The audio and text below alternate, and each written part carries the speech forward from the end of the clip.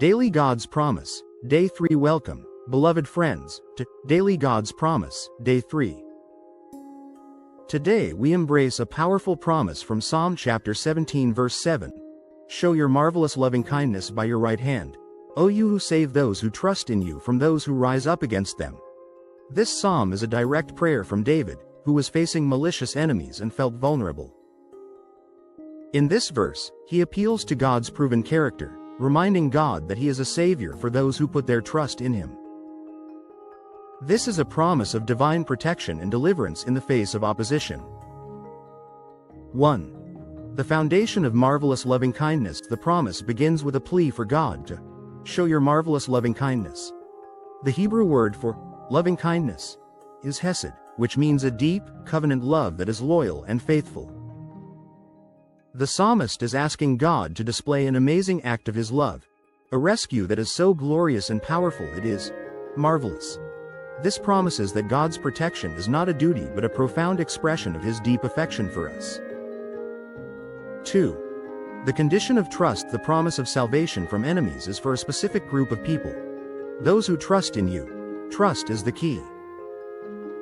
When we put our full confidence in God's ability to defend us, we activate his power and loving kindness on our behalf.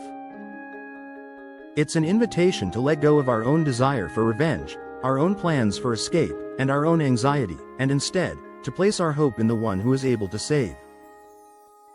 3. The promise of divine intervention. The verse describes God as the one who saves us from those who rise up against them. The right hand is a symbol of God's power and authority. This promises that God will use his mighty power to deliver us from our enemies. When we are faced with opposition, we are not alone. God is our ultimate defender and our ultimate judge. We can rest in the truth that we don't have to fight our battles alone.